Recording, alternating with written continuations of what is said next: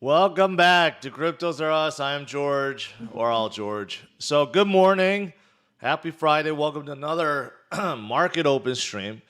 Today we got to talk about Bitcoin continuing to gain strength. That strength is not going away. Talk about Coinbase firing back at the SEC, Terra being raided, among other things. A lot to talk about. So let's get started. Smash up the like, subscribe to the channel. Make sure you hit that hit that notification bell. Follow me on social media. Check out CryptosRUs.com and make sure you follow the brand new Clips channel. Good morning, guys. Welcome. This morning, U.S. markets kind of flat. This week has been pretty darn good, but we do have some social media companies like Twitter and Snapchat reporting hasn't been too good for them. But overall, I think the market has been slowly recovering. And the same thing with Bitcoin. You can see Bitcoin is at 23.6. Yes, it's clawing back, gaining strength.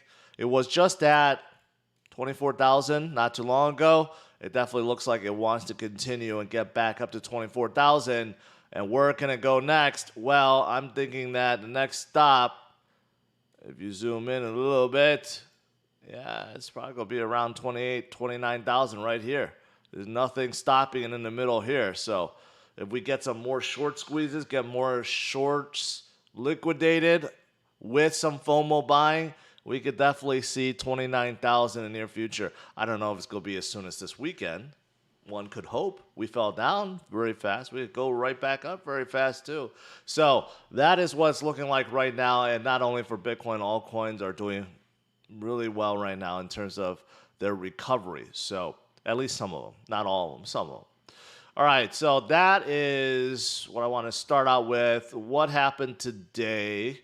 Well, I did mention about some of the social media companies like Snapchat. I don't think anyone talks about Snapchat anymore. So I don't know how relevant they are, but they are down 32% right now. 32%. Market just opened.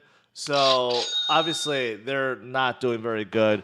And Twitter, their earnings came in lower too. So they're down slightly. But, both of these companies, Snapchat, along with everyone else, I think it's just really struggling over TikTok. I mean, TikTok is just dominating everything in terms of social media. So I think basically Snapchat is in trouble. As for Twitter, I mean, their revenues go down, earnings go down. They kind of blame it on Elon. But whether or not Elon was going to take them over, they would probably go struggle anyways. So yeah, there's that. Social media companies right now just aren't doing too well right now. Not any one of them. Not Facebook, not Snapchat, Twitter. None of these guys are doing very well right now. All right, what else is going on? I saw this. Kind of interesting. A lot of you guys are looking to purchase cars right now.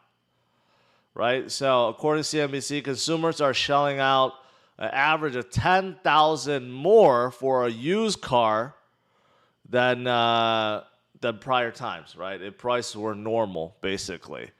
So the average price for used cars now $33,341, and this is basically $10,000 higher than previous times, right? Which is a lot if you think about it, because wages have not kept up with, of course, inflation and with the rising price of a lot of these things that we buy, like cars right now. They're so in demand, not only due to inflation, but mostly due to supply chain issues. There's not enough chips to put into cars. There's a lot of cars stuck in cargo ships waiting to be shipped, and there's a lot of cargo ships are stuck in the ocean because there's not enough people that can take them out. I mean, there's just a whole bunch of issues all around, right? So unfortunately, this is the worst time to be buying a car, but the absolutely best time to be selling a car. And then just for fun, you guys know I'm a big car guy, so I was looking at the new Ford Lightning, right? I've been hearing about how dealerships are marking them up like crazy. Take a look at this one. The new F-150 Lightning Platinum, which is the top end model. MSRP is $93,700, but the dealership is selling it for $143,000. That is a $50,000 MSRP markup.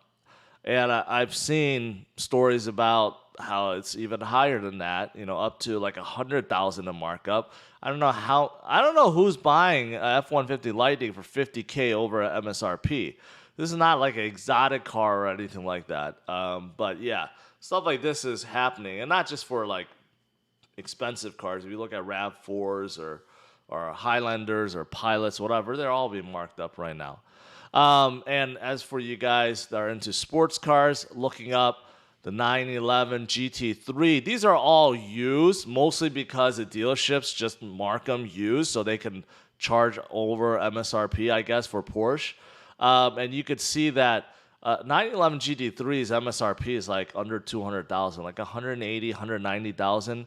And these are being sold, some of these are sold for over 100% MSRP. A lot of these are like 50%, 80% over MSRP. So obviously, luxury market is still crazy right now, right? Used car market is just crazy overall. So just show you guys. All right, what else is going on? Well, yesterday I did cover about the Coinbase. One employee, ex-product manager, was arrested by the SEC due to insider trade, not by SEC, by the Department of Justice, due to insider trading, and it's not just him and his brothers. Now, what I missed, I guess this came out yesterday, I missed this, but the SEC also complained that out of the 25 tokens that the product manager was trading, along with his brothers, 9 out of the 25 are allegedly securities. So there's two ways to take this. First of all, Gensler said that basically everything is a security, but in this report, no, they recognize that 9 out of the 25 are securities. So that means 16 are not securities. So if that's true, well, then not everything is a security under SEC, under Gensler, where he didn't know about it, right? So a little confusing there, I guess a good way. But Coinbase fires back and says, well, no, we don't list any security tokens. So that's BS. The 9 that supposedly were traded as securities, no, we don't list any security tokens. So they're like, we have a rigorous process. The SEC messed up, right? So don't put this on us that we're allowing people to trade security tokens, and so they're firing back, right? So this whole thing about whether these crypto are securities or not, right? Still ongoing until we have definitive guidelines given, right? About basically what is security, what isn't, and it can't be by case. It has to be these broad guidelines that these companies can follow. If they can follow it, then okay. But right now, it seems like it's very hard. Some project can pass the Howey test and still be considered securities. I mean, it's just not really defined well. All right, so there's that. Three Arrows Capital, they break their silence. They do an interview with Bloomberg. I mean, what's the point? We already know what has happened. Basically, they said that, yeah, they lost all their money due to Terra. They did not expect Terra to collapse to zero. And they did a lot of GBDC trades. They locked in a lot of their money in GBDC. Unfortunately, when you lock in GBDC, you can't sell for 6 months. So you can only sell on the open market. But the open market for GBDC is a negative premium. It was negative 30-something%. So had they sold their GBDC, which they did eventually, they would be incurring a negative 30% loss, which they did. So between the collapse of Terra, high leverage, and GBDC, that's how they blew up, and they basically went to zero. And the founders are saying they didn't withdraw anything beforehand. They did nothing wrong. Suzu is supposed to be a creditor also, asking for $50 million back from the bankruptcy hearing, right? There's a lot of stuff going on right now. But yeah, ultimately they're trying to move to the UAE, but that hasn't happened yet, and no one knows where the founders are because they're hiding right now because a lot of people are after them.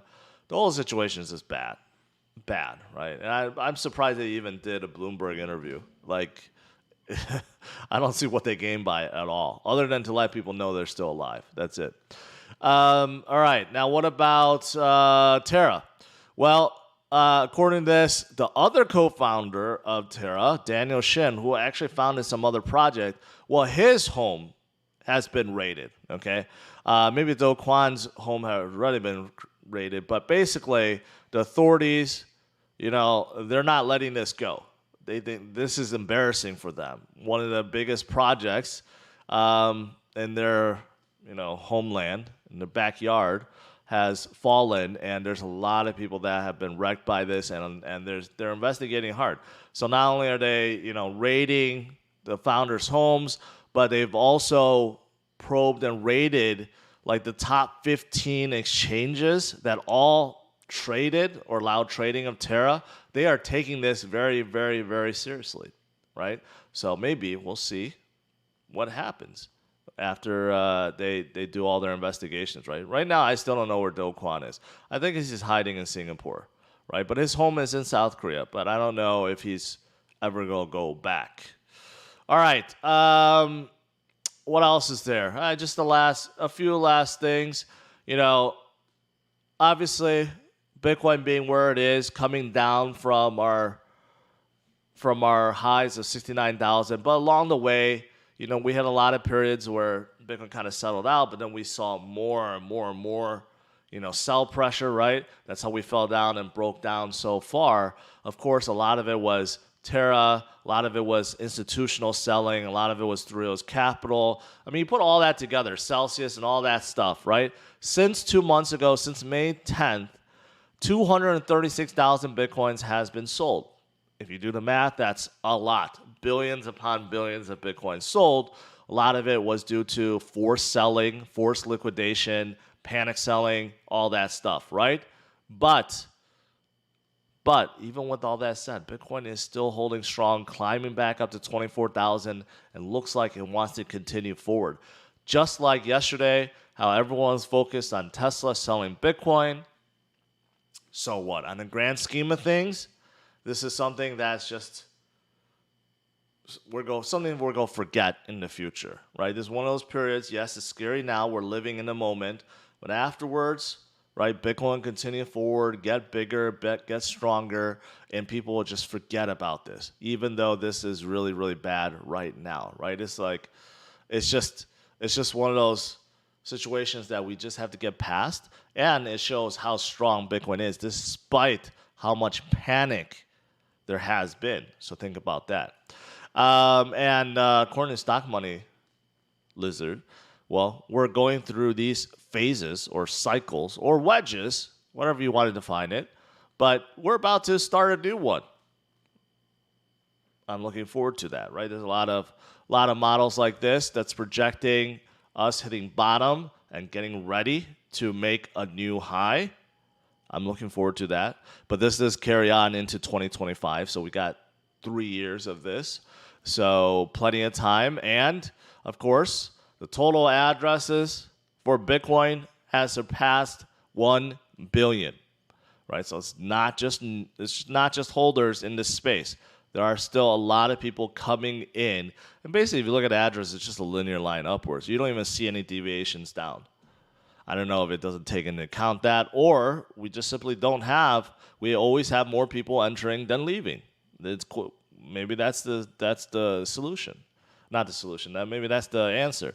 But yeah, we have more and more people coming into the space, right? This 1 billion address does not mean we have 1 billion people in Bitcoin. No, nowhere close to that. We're not like maybe 1/10 of that. Maybe 1/100th of that. Maybe. But just imagine as the world adopts Bitcoin, continues to adopt Bitcoin, maybe one day the whole world adopts Bitcoin, the total address will be like, I don't know, 1 trillion, 100 trillion, whatever it may be at that point. Just imagine what will happen then, right? We are still so early right now. All right, So that's pretty much it. Now, as for altcoins, there are still a lot of altcoins doing very, very well right now. Right? Ethereum is above 1,600 again, trying to close in on that 2,000. And if Bitcoin could get back up to 29,000, I have no doubt that Ethereum could see 2,000 in the near future. And then you have others, pretty much, all the major projects up about 3-4%. There are some that are moving a little bit faster than others, but overall, you got a lot of greens right now. This is why you want to have patience, focus on the future in DCA. Right, things are coming back. They're coming back pretty good. ApeCoin up 15%, almost back to $7 because of excitement over their metaverse. And there's so many others that, look at this, that are doing very, very, very well right now. So, all right, let's do some Q&A.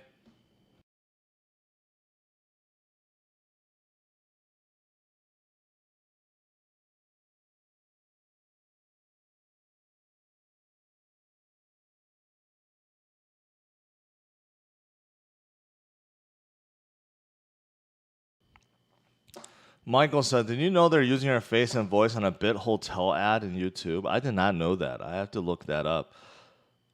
That sounds pretty serious. But I don't know how many people have watched it or who they are, really. M4, M3, or M5? M4, if you go get a sports car like that, I think a two-door makes more sense, so M4. M5 is definitely more comfortable than M3. But if I was choosing like a sports car, I'd probably go two-door M4. I think the M4 is the last natural aspirated BMW. I read something about that recently. It's gonna be it's an M4. Was it the competition? Whatever the special version of the M4 is, it's gonna be the last natural aspirated BMW engine. Bro, baby, you do a good job, Jordan. I appreciate your stream. Thank you. I'm trying to watch on the Plane 17 of our internet, and this doesn't load. But at least you're in live chat. I just paid $8 for the internet. I didn't try streaming, though. All cars are 7 to 20K MSRP. Digi says, yeah, that's true. That's true. Let's see. I'm trying to scroll through here. Coinbase, the next CoinFlex? No. CoinFlex is very different than Coinbase. What is the list of holding 3 arrows? It'd be nice to see those coins. Be a good video from you. I'm pretty sure you could search that up in 5 minutes. But they invested in a lot of major projects like Terra, Solana, Avalanche, like all the major L1s, they put a lot of money into.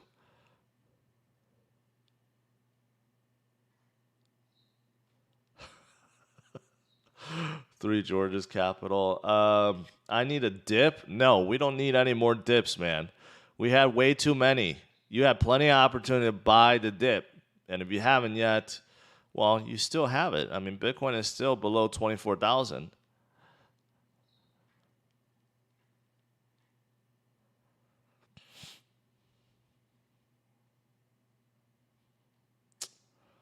Let's see. Shannon, morning.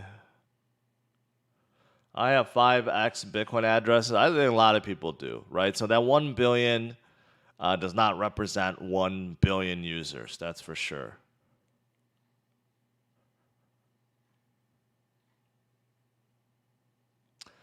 Where do you check MSRP on cars? Just go to their website. Their website will tell you.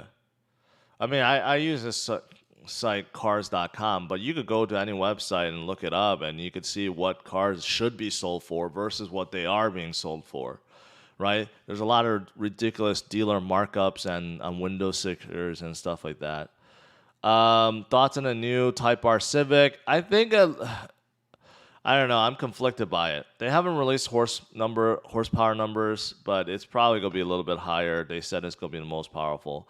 It definitely doesn't look as aggressive or bold as the last generation, But I could see how more people will buy it because it doesn't look so aggressive and bold, because it's really hard to be above, let's say, 30 and drive the old Type R around. The new one, I could see a lot of people doing that, but it ain't going to be cheap. It's probably going to be in the 50s. So I think it's overall, it's not bad. The rear end definitely looks much better than the front end. The front end looks very, very tame.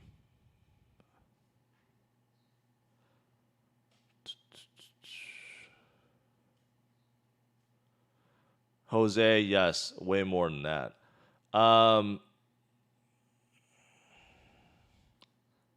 There's an NSX Diablo on eBay for $100,000. There's a lot of NSXs. The first gen and second gen, not the newest gen, which is considered a third, but NSX has gone up so much in price. I think so much so that it doesn't even make any sense. What do you think about the Envision 74? Is that the one that looks like a muscle car from Hyundai? It looks good, except it's coming from a Hyundai, and no muscle car guys will buy that from Hyundai. So I guess we'll just wait and see. All these EV cars, they need to put some exhaust sounds. That's what they need. That would solve all issues. Muscle car guys want to hear the exhaust roar. They want to hear the feel the engine rumble. They want to, they want to feel. They don't just want something that goes fast, right? But no EV car manufacturers doing that right now. They need to add some fake exhaust noise, right? Make it sound real, and then put some vibration in the cabin, on purpose.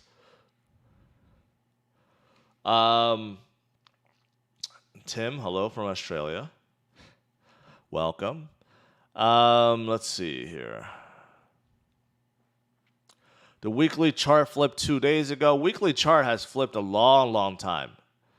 So you look at it, and I even drew out a line, but for something else. But I'll show you. Weekly chart, you could see MACD flipped. Okay, this was like a week ago. MACD flipped. RSI, been going up, and stochastic's going up, right? So if you're like a long-term macro guy and you're looking at TA, well, this is what you're looking at. The weekly is flipping up. Quite simply, it's that simple. So by the time the weekly gets back up to, RSI gets to the 70s, Bitcoin could be back up to the 40s again, right? Before it starts over. But if you zoom out, what did I do here? I did something. I think I did. Did I do monthly? No, I did. I think I did weekly. I was looking at something where, there we go. This is also pretty easy. So on the weekly, I just threw a trend line going all the way back to 2013 when Bitcoin had pretty massive dip right there, right? Going back to 2015 where it bottomed, 2020 where it had that COVID dip, right? And you look at it, we're perfectly in line with that. So our dip to 17K, right? You could see that's where it was. So if you look at it, Bitcoin has been following this pattern. It's been holding against this trend line, which of course is making higher lows. Keeps making higher lows and higher lows and higher lows, right? So this is not complicated TA. I just simply drew a trend line, and Bitcoin's been following it on a weekly scale. But if you look at other things like MACD, RSI, stochastic, they're all turning up on a weekly. So if you're a TA guy, these are fantastic things that you look at. 23.7 looks like we want to break through 24 again. U.S. markets is starting to turn green.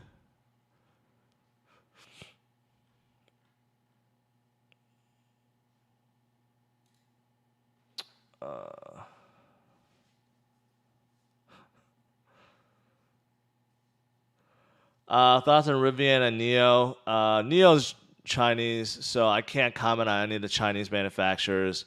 They're probably getting a lot of incentives from the government.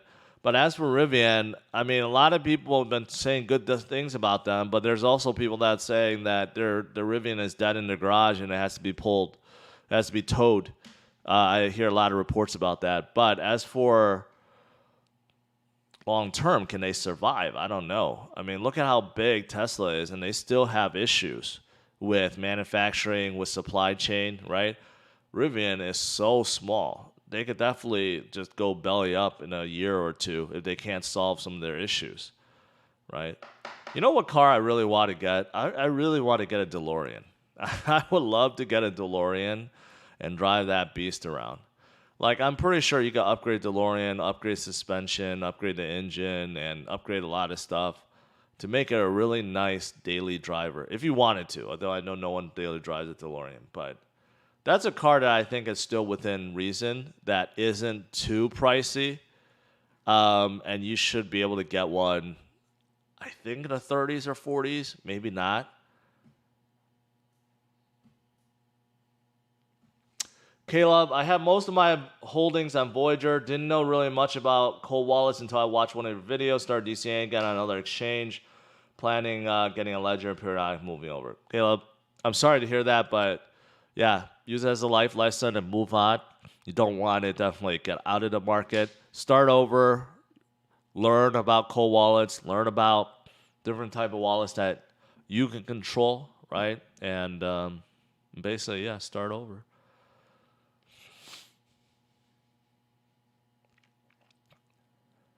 They have a new DeLorean coming out. I saw it was stupid. It was so stupid. And they're coming out with one that's not even drivable on the car on the street or something. I mean, the whole thing just looks stupid.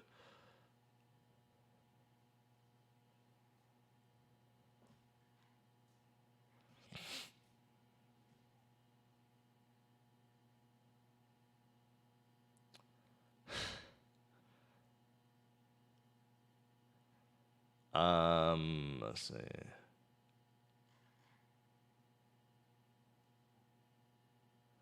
What's the point of a hardware wallet if you had a mnemonic in plain text anyways? Well, it makes it harder for someone to trade with it, right? And yes, the private key is what's most important. The recovery phrase is the most important. But basically, all that security is to safeguard from someone utilizing your private key to trade. But yes, it is the most important, your private key and your recovery phrase, right? So you have to make sure that most people would write it down, will not store it in any electronic format, and store away somewhere, right? Or memorize it. So, yes.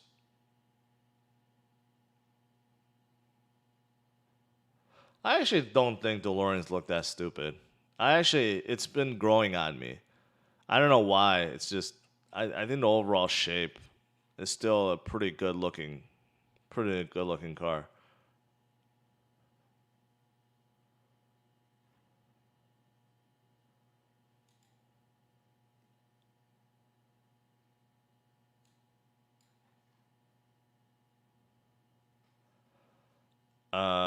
Johnny, I'd be retired and buy an entire beach in Rhode Island if I had bought more Bitcoin. Well, that's always the thing. Everyone says that.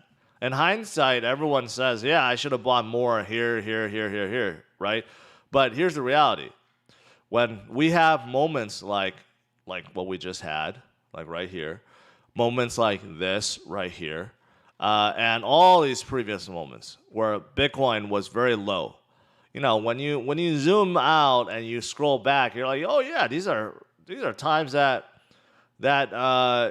people should have bought. But we were stuck in these times for a very, very long time, and people were always thinking that, yeah, let's go form another bottom. Yeah, oh, Bitcoin's not gonna come back up, right? It always does.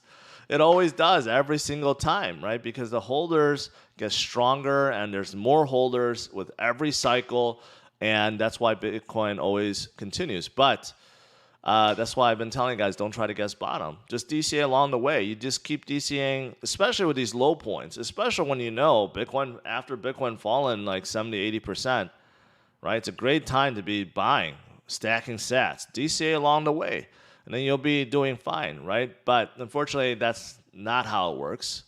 That's why there's so much regret. People always look at where we are and say, oh, I should have bought more before. Well, you could buy some now, right? In the future, you won't have any more regrets then.